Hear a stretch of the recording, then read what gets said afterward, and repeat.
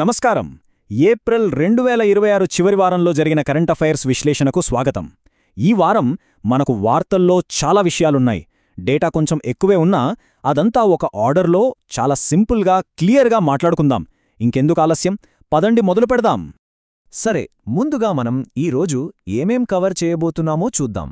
జాతీయ మరియు రాష్ట్ర పరిణామాలు, అంతర్జాతీయ వ్యవహారాలు, science and technology, sports and ఫైనల్గా కొన్ని ముఖ్యమైన అపాయింట్మెంట్స్. ఈ 5 విభాగాల్లో మన విశ్లేషణ సాగుతుంది. ముందుగా మన మొదటి విభాగం, జాతీయ మరియు రాష్ట్ర స్థాయి పరిణామాలు. ఈ సెక్షన్ని ఆంధ్రప్రదేశ్లో జరిగిన ఒక భారీ డెవలప్మెంట్తో స్టార్ట్ చేద్దాం. విశాఖపట్నంలో గూగుల్ క్లౌడ్ ఇండియా ఏఐ హబ్కు కేంద్ర మంత్రి అశ్విని వైష్ణవ్ గారు శంకుస్థాపన చేశారు. ఇది చిన్న ప్రాజెక్ట్ కాదండి, ఏకంగా $15 బిలియన్ భారీ పెట్టుబడి.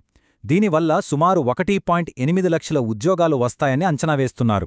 అంతేకాదు, 3 సబ్సీ కేబుల్స్తో విశాఖను గ్లోబల్ ఏఐ హబ్గా మార్చాలన్నది దీని ప్రధాన ఉద్దేశం. ఇది నిజంగా ఒక గేమ్ చేంజర్ అని చెప్పొచ్చు.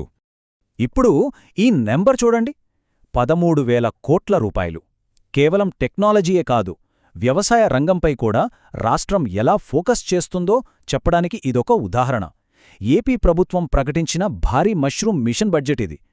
దీని ద్వారా రూరల్ ఏరియాస్లో ఉపాధిని పెంచేందుకు ఏకంగా 16.6 లక్షల ఉత్పత్తి యూనిట్లను ఏర్పాటు చేయబోతున్నారు. దాట్స్ హ్యూజ్ కదా. ఒకవైపు టెక్నాలజీ, అగ్రికల్చర్, మరోవైపు ఈ అద్భుతమైన మానవ విజయం. మన ప్రభుత్వ పాఠశాలలకి చెందిన 21 మంది దివ్యాంగులైన విద్యార్థులు ఒక చరిత్ర సృష్టించారు. వీళ్లు నేపాల్లోని ఎవరెస్ట్ బేస్ క్యాంప్కు, అంటే దాదాపు 5,364 మీటర్ల ఎత్తుకు విజయవంతంగా ట్రెక్కింగ్ చేశారు. సమగ్ర శిక్షా ప్రోగ్రాం కింద వీరు సాధించిన ఈ విజయం అబ్సల్యూట్లీ ఇన్స్పైరింగ్. సరే, ఇప్పుడు కాస్త నార్త్ వైపు లడాఖ్కి వెళ్దాం. పరిపాలనను ప్రజలకు మరింత చేరువ చేసేందుకు కేంద్ర ప్రభుత్వం అక్కడ 5 కొత్త జిల్లాలను ప్రకటించింది. అవేంటంటే నుబ్రా, షామ్, చాంగ్తాంగ్, జన్స్కార్ మరియు ద్రాస్. వీటితో కలుపుకుంటే ఇప్పుడు లడాఖ్లో మొత్తం జిల్లాల సంఖ్య 2 నుండి 7కు చేరింది. ఇక మన రెండవ విభాగం అంతర్జాతీయ వ్యవహారాలు మరియు ఆర్థికం. గ్లోబల్గా ఏం జరుగుతోందో చూద్దాం. 26.6 కోట్లు. ఒక్కసారి ఈ నంబర్ గురించి ఆలోచించండి. ఇందాక మనం మాట్లాడుకున్న 1000 కోట్ల డెవలప్మెంట్కి పూర్తిగా ఆపోజిట్గా ఉన్న వాస్తవం ఇది. Global report on food crisis 2026 ప్రకారం 2025 సంవత్సరంలో ప్రపంచవ్యాప్తంగా తీవ్రమైన ఆహార కొరతను ఎదుర్కొంటున్న ప్రజల సంఖ్య ఇది. క్లైమేట్ చేంజ్ ఇంకా దేశాల మధ్య జరుగుతున్న సంఘర్షణల వల్ల ఈ సంఖ్య ఇలా రికార్డ్ స్థాయికి చేరుకోవటం నిజంగా ఆందోళన కలిగించే విషయం. గ్లోబల్ ట్రేడ్ డైమెన్షన్స్ ఎంత ఫాస్ట్గా మారుతున్నాయో ఈ అప్డేట్ చూస్తే అర్థమవుతుంది.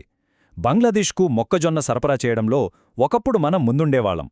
కానీ ఇప్పుడు భారతదేశం వాటా కేవలం 11% పడిపోగా బ్రెజిల్ ఏకంగా 78% వాటాతో మనని క్రాస్ చేసి అతిపెద్ద సప్లయర్గా మారిపోయింది. ఫ్యూచర్లో జరగబోయే కొన్ని ఇంపార్టెంట్ ఈవెంట్స్ టైమ్లైన్ ఇక్కడ చూద్దాం. మే 2026లో యుఏఈ అఫీషియల్గా ఒపెక్ నుండి బయటకు వచ్చేస్తోంది. ఆ తర్వాత 2026 చివర్లో నాసా వాళ్లు డార్క్ మ్యాటర్ను స్టడీ చేయడానికి రోమన్ స్పేస్ టెలిస్కోప్ను లాంచ్ చేయబోతున్నారు. ఇకపోతే జూన్ 2027లో వరల్డ్ పారా అథ్లెటిక్స్ తాష్కెంట్లో జరగనున్నాయి. అండ్ ఫైనలీ ఆగస్ట్ 2030 నాటికి భారతదేశపు 3D glass chip packaging unit తన పూర్తిస్థాయి ప్రొడక్షన్ను స్టార్ట్ చేయబోతోంది. వరల్డ్ వైడ్గా ఇంపాక్ట్ చూపించే 2 ప్రధాన చట్టపరమైన మార్పులను కూడా మనమిక్కడ డిస్కస్ చేయాలి. యూకే వాళ్లు పొగాకు మరియు వేప్స్ బిల్లును పాస్ చేశారు. దీని ప్రకారం జనవరి 1, 2009 ఆ తర్వాత పుట్టినవాళ్లెవరూ అక్కడ టొబాకో కొనడానికి వీల్లేదు.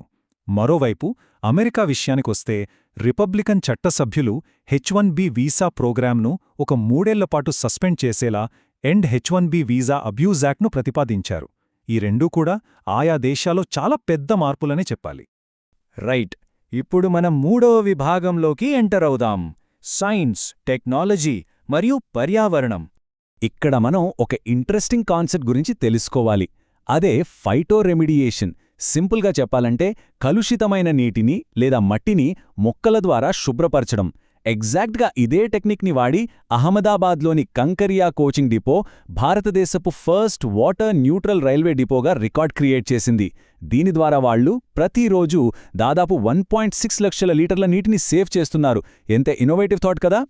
ఇక టెక్నాలజీ విషయానికొస్తే హెట్రోజీనియస్ ఇంటిగ్రేషన్ ప్యాకేజింగ్ సొల్యూషన్స్, షార్ట్గా హిప్స్ అంటారు. ఈ అడ్వాన్స్ టెక్నాలజీతో ఒడిషాలోని భువనేశ్వర్లో మన దేశపు మొట్టమొదటి 3D గ్లాస్ చిప్ ప్యాకేజింగ్ యూనిట్ను స్టార్ట్ చేశారు. 1943 కోట్ల రూపాయల ఈ ఫెసిలిటీ ఫ్యూచర్లో ఆర్టిఫిషియల్ ఇంటెలిజెన్స్, 5G అలాగే డిఫెన్స్ సెక్టర్కి ఒక బ్యాక్బోన్ లాగా మారబోతోంది. పర్యావరణం గురించి మాట్లాడుకుంటే UCLA శాటిలైట్ డేటా ఇచ్చిన ఒక రిపోర్ట్ ప్రకారం ప్రపంచంలో అత్యధిక మీథేన్ వదిలే టాప్ 25 నగరాల్లో మన హైదరాబాద్, ముంబై కూడా ఉన్నాయి. ఇదొక సీరియస్ ప్రాబ్లం. కానీ ఇంకోవైపు మనం సొల్యూషన్స్ కూడా వెతుకుతున్నాం. ఎగ్జాంపుల్కి ఉత్తరప్రదేశ్లోని సికింద్రాబాద్లో సంవత్సరానికి 10,000 టన్నుల కెపాసిటీ ఉన్న భారీ లీథియం అయాన్ బ్యాటరీ రీసైక్లింగ్ ప్లాంట్ను స్టార్ట్ చేశారు. ఇలా మనం గ్రీన్ ఎనర్జీ వైపు కూడా స్ట్రాంగ్ స్టెప్స్ వేస్తున్నాం. నెక్స్ట్ మన 4వ విభాగం, క్రీడలు మరియు అద్భుతమైన మానవ విజయాలు. స్పోర్ట్స్ అనగానే మనందరికీ గుర్తొచ్చేది క్రికెట్. మరి IPL హిస్టరీలోనే ఫస్ట్ టైం 800 బౌండరీల రికార్డును క్రాస్ చేసిన ఆ ప్లేయర్ ఎవరో గెస్ చేయగలరా? ఎస్, మీరు ఊహించింది కరెక్టే. ఆ 800 బౌండరీల మార్క్ని క్రాస్ చేసింది సాక్షాత్తు విరాట్ కోహ్లీనే. గుజరాత్ టైటాన్స్తో జరిగిన మ్యాచ్లో ఈ మైలురాయిని చేరుకున్నాడు. IPL హిస్టరీలో ఏకంగా 800 బౌండరీలు కొట్టిన ఫస్ట్ బ్యాట్స్మెన్గా కోహ్లీ క్రియేట్ చేసిన రికార్డ్ అమేజింగ్ కదా. క్రికెట్ మాత్రమే కాదు, ఈ అథ్లెటిక్ ఫీట్ గురించి కూడా ఖచ్చితంగా మాట్లాడుకోవాలి.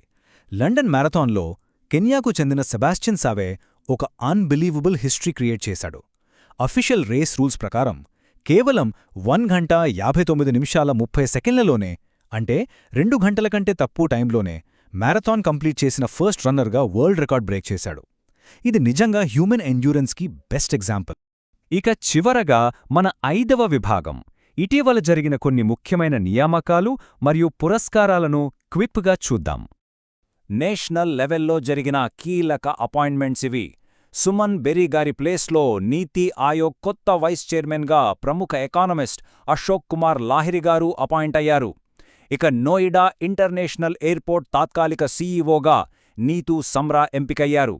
అలాగే బీహార్ క్రికెట్ అసోసియేషన్ అంబుడ్స్మెన్గా మాజీ supreme court judge justice Hrishikesh Rai బాధ్యతలు స్వీకరించారు.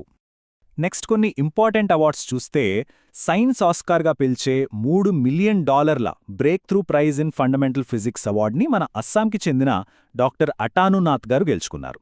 ఇక world economic forum young global leaders 2026 లిస్ట్లో ఆర్థర్లా ఇంకా మన జైషా సెలెక్ట్ అయ్యారు. అలాగే మాజీ ఆర్మీ చీఫ్ మనోజ్ ముకుంద్ నర్వణే గారు భారత సైన్యానికి సంబంధించిన చాలా ఇంట్రెస్టింగ్ డీటెయిల్స్తో the curious and the classified అనే ఒక పుస్తకాన్ని రిలీజ్ చేశారు. సో చూశారుగా, ఒకవైపు AI హబులు, మరోవైపు స్పేస్ టెలిస్కోపులు. ఇలా టెక్నాలజీ ఒక రేంజ్లో దూసుకెళ్తోంది.